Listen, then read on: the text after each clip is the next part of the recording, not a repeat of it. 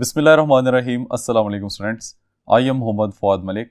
Students, आज जो हमने चैप्टर नंबर 11 से आर्टिकल करना है उसका नाम है एंट्रोपी। तो ये देखते हैं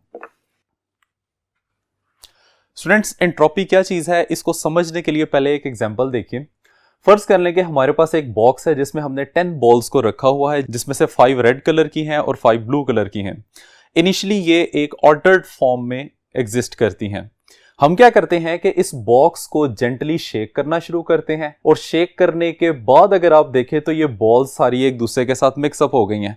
इसका मतलब है कि हम कह सकते हैं कि सिस्टम अपनी ऑर्डर्ड स्टेट से लेस ऑर्डर्ड स्टेट या फिर डिसऑर्डर्ड स्टेट की तरफ चला गया है। इसी बात को सबसे पहले 1856 में रुडोल्फ क्लॉसिस ने डिस्कस किया था।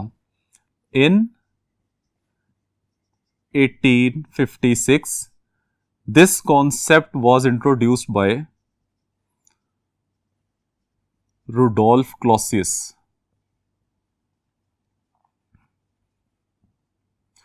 जिसने हमें यह बताया था कि ये जो रैंडमनेस है या डिसऑर्डरनेस है इसको मेजर किस तरह से किया जाता है। वो मेजरिंग पैरामीटर जो है वो क्या कहलाता है, एंट्रोपी कहलाता है। और उसके मुताबिक डेफिनेशन एंट्रोपी की कुछ इस तरह से बनती है।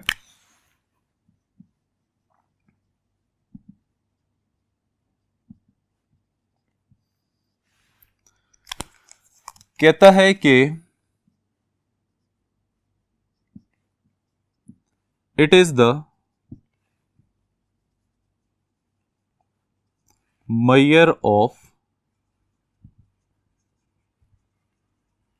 डिसऑर्डरनेस और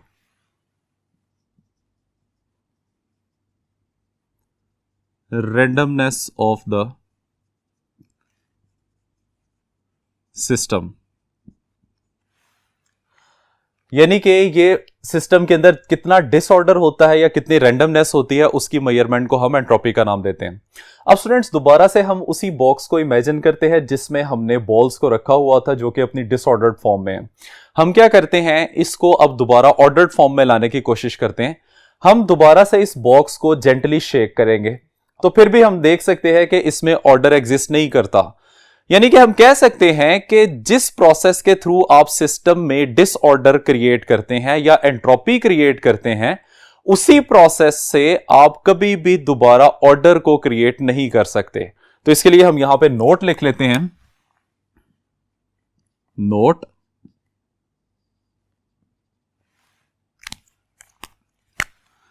कहता है entropy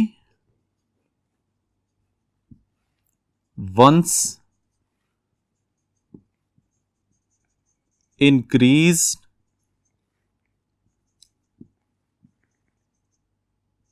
in the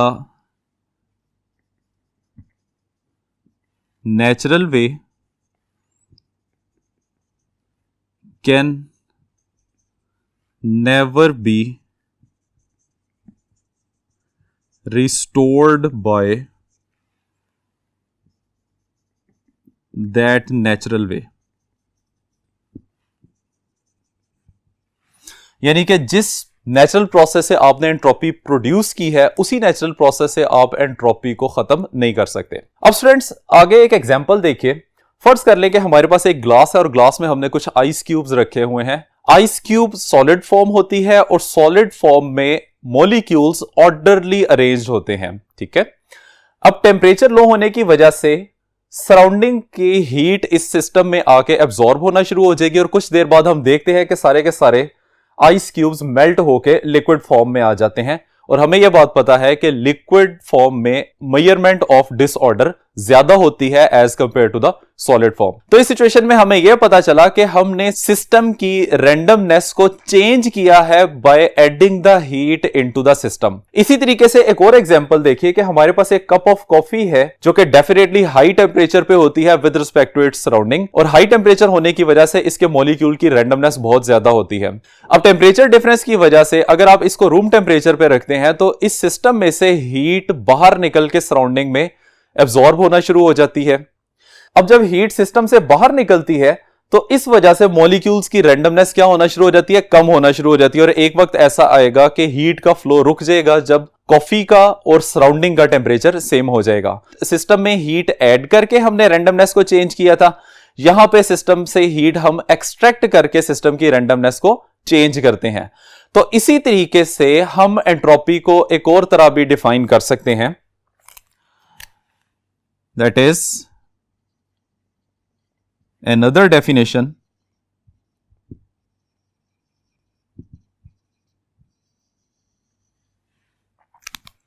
what is entropy? Entropy is the measure of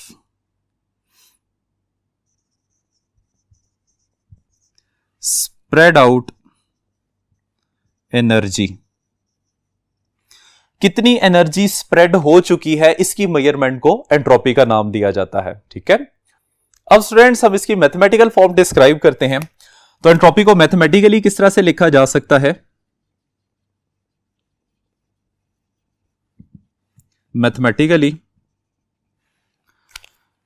this is delta S which is equal to delta Q divide by T, where delta S is representing the change in the entropy। तो students हमें entropy में कोई interest नहीं है। Change in entropy, जब आप system को thermodynamic process से मूव करवाते हैं तो सिस्टम में मॉलिक्यूल्स की रैंडमनेस कितनी ज्यादा बढ़ जाती है या कितनी कम हो जाती है, हमें उस चीज में इंटरेस्ट है। इस वजह से हम हमेशा चेंज इन एंट्रोपी को मेजर करते हैं। This is delta Q heat which can either be extracted और एडेड टू द सिस्टम, और ये T एब्सोल्यूट टेम्परेचर है और नॉर्मली हम इसकी वैल्यू को कांस्टेंट कंसीडर करते हैं। इसी फार्मूला से अगर हम इसके SI यूनिट की बात करें कि what is the SI unit of the entropy, तो हमें यह बात पता है कि एंट्रोपी का चेंज जो है that is basically heat divide by temperature. तो हीट को मेजर किया जाता है जूल में, जबकि टेम्परेचर को केल्विन में मेजर किया जाता है। तो ये बन जाएगा joule per kelvin is the SI unit of the entropy. जी स्टूडेंट्स, अब हम सिस्टम के साइन कन्वेंशंस की बात करते हैं। जी स्टूडेंट्स, अब हम एंट्रोपी के साइन कन्वेंशंस की बात करते हैं। साइन कन्वेंशन,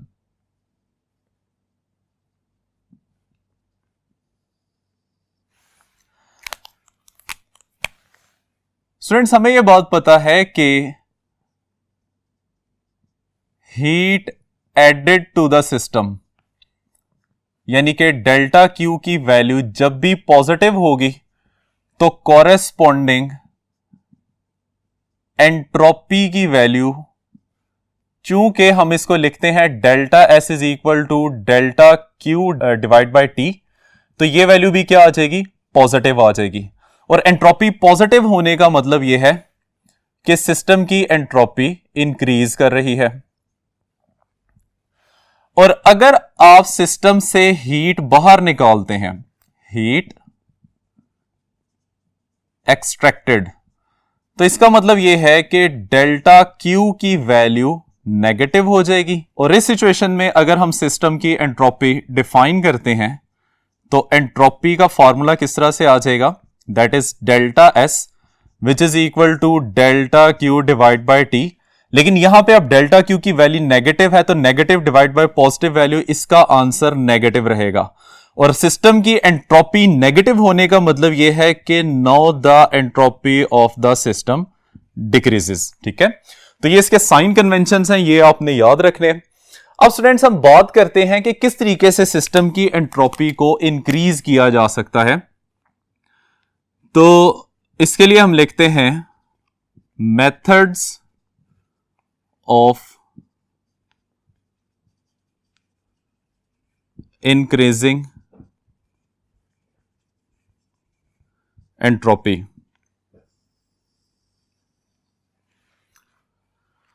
तो स्टूडेंट्स सपोज करें कि हमारे पास एक गैसियस सिस्टम है। अब गैसियस सिस्टम के इनिशियली मॉलिक्यूल्स आपको रैंडम मोशन परफॉर्म करते हुए नजर आ रहे हैं। अगर हम इसी स्टेट में सिस्टम को हीट करना शुरू कर देते हैं तो due to the absorption of the heat molecules की रैंडम मोशन इंक्रीज होना शुरू हो जाएगी। और चूंकि मॉलिक्यूल्स की रैंडम मोशन इंक्रीज हो रही है तो हम कह सकते हैं कि सिस्टम की एंट्रोपी इंक्रीज होती है। तो यहां पे हम फर्स्ट पॉइंट लिख लेते हैं, entropy of the system can be increased by adding heat into system. ये हमारे पास फर्स्ट मेथड आ जाएगा। और सेकंड मेथड, उसके लिए देखिए, फर्ज कर लें कि हमारे पास वही गैसियस सिस्टम है जिसमें मॉलिक्यूल्स कांस्टेंट वॉल्यूम में मूव कर रहे थे, लेकिन अब हम इस सिस्टम को एक्सपेंड करवा देते हैं। ड्यू टू एक्सपेंशन, मॉलिक्यूल्स के पास मूव करने के लिए, अपनी रैंडम मोशन को परफॉर्म करने के लिए ज्यादा जगह आ जाती है। इसका मतलब यह है कि वो पहले के मुकाबले में ज्यादा रैंडमली मूव करेंगे। तो ये हमारे पास सेकंड केस बन जाएगा जिस तरीके से आप सिस्टम की एंट्रोपी को बढ़ा सकते हैं by expanding the volume of the system. ठीक है, तो ये हम केस नंबर 2 में लिख देते हैं, by expanding volume of system.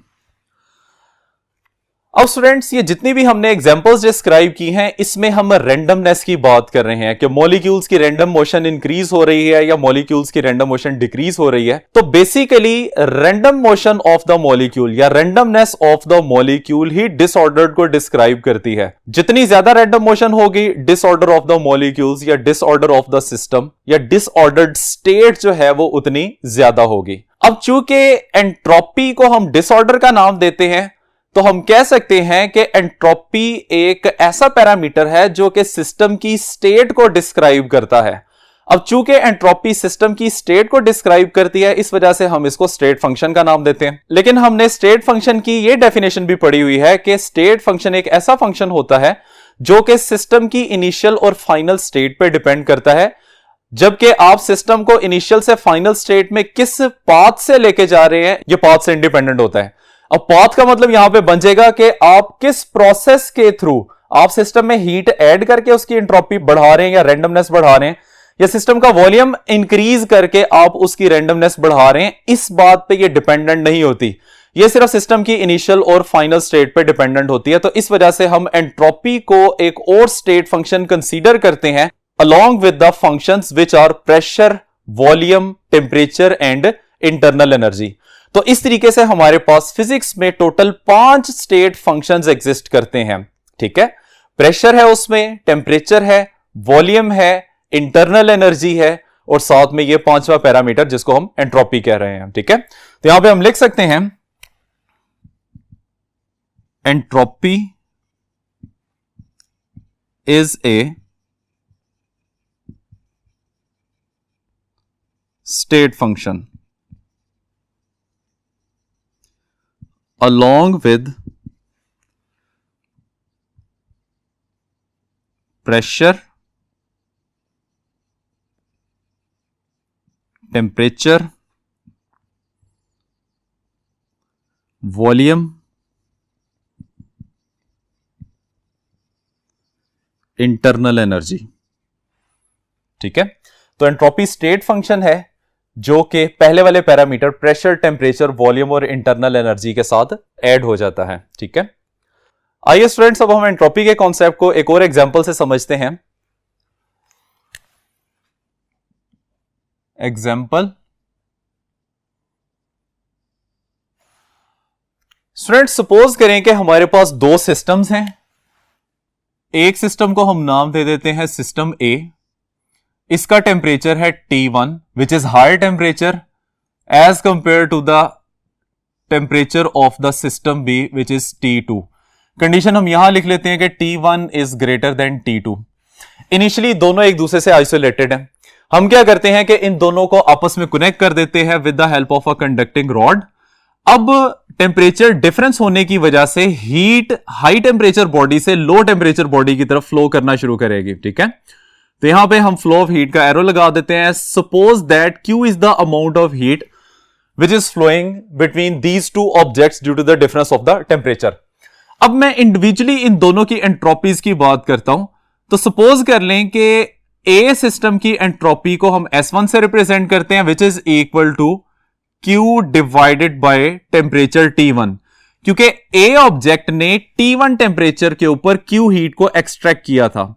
इसी तरीके से सिस्टम बी की एंट्रोपी को S2 से रिप्रेजेंट करते हैं विच इज इक्वल टू, किसके इक्वल आ जाएगी, heat added to the system क्या है Q, और किस टेम्परेचर पे उसने एब्जॉर्ब किया हीट को, दैट इज T2, तो ये बन जाएगा Q डिवाइडेड बाय T2। अब हमने चूंकि चेंज इन एंट्रोपी कैलकुलेट करना होता है, तो इसको हम लिख सकते हैं delta S which is equal to S2 minus S1। इस सिचुएशन में अगर हम वैल्यूज पुट करते हैं इसकी, तो that is Q divide by T2 minus Q divided bye T1। ये हमारे पास इसकी एक मैथमेटिकल फॉर्म आ जाती है। अब स्टूडेंट्स अगर हम गौर करें इन दोनों वैल्यूज के ऊपर, तो हमें यह बात पता है since Q divide by T2 ये ग्रेटर है Q डिवाइडेड बाय T1। अब मुझे कैसे पता चल गया कि Q डिवाइड बाय T2 की वैल्यू ग्रेटर आ रही है Q डिवाइड बाय T1 से? तो वो ये कंडीशन है, Q की वैल्यू तो दोनों में कांस्टेंट है। अगर आप सेम वैल्यू को स्मॉलर वैल्यू से डिवाइड करते हैं तो आंसर लार्जर आएगा, उसी वैल्यू को अगर आप लार्जर वैल्यू से डिवाइड करते हैं तो आंसर स्मॉलर आएगा। इसका मतलब यह हो गया कि इस फैक्टर का आंसर इस फैक्टर के आंसर से ग्रेटर होगा। तो जब भी आप इसमें से इसकी वैल्यू माइनस करेंगे तो आंसर किसके इक्वल आ जाएगा? डेल्टा S की वैल्यू आ जाएगी पॉजिटिव। अब चूंकि डेल्टा S की वैल्यू पॉजिटिव आ रही है, तो हम इसको कह सकते हैं कि सिस्टम की एंट्रोपी इंक्रीज कर रही है। अब चूंकि सिस्टम की एंट्रोपी इंक्रीज कर रही है, तो इस वजह से हम कह सकते हैं कि Q divide by T2 is greater than Q divide by T1। तो रिजल्ट क्या बन जाएगा? Hence entropy of system increases. ठीक है। अब स्टूडेंट्स हम एंट्रोपी का कॉन्सेप्ट यूज करते हुए सेकंड लॉ ऑफ थर्मोडायनेमिक्स को स्टेट करते हैं। तो इसकी स्टेटमेंट बन जाएगी second law of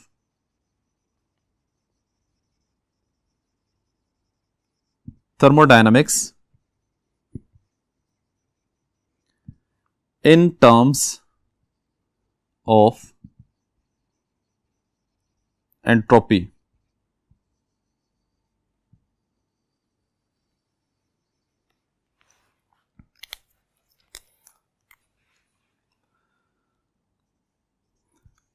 If a system undergoes a natural process,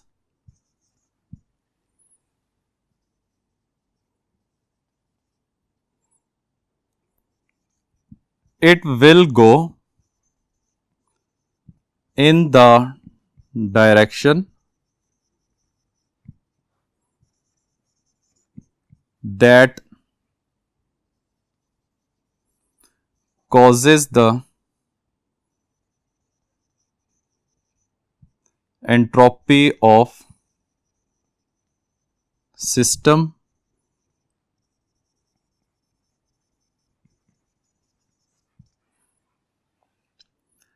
increase। अगर हम किसी भी नेचुरल प्रोसेस की बात करते हैं तो वो हमेशा इस डायरेक्शन में जाएगा जिससे सिस्टम और सराउंडिंग की एंट्रोपी इंक्रीज करती है। ठीक है। This is the statement of second law of thermodynamics in terms of entropy. और जितनी भी एग्जांपल्स अब तक हमने स्टडी की हैं उसमें से सारी हमें यही बताती हैं कि सिस्टम की एंट्रोपी इंक्रीज करती है।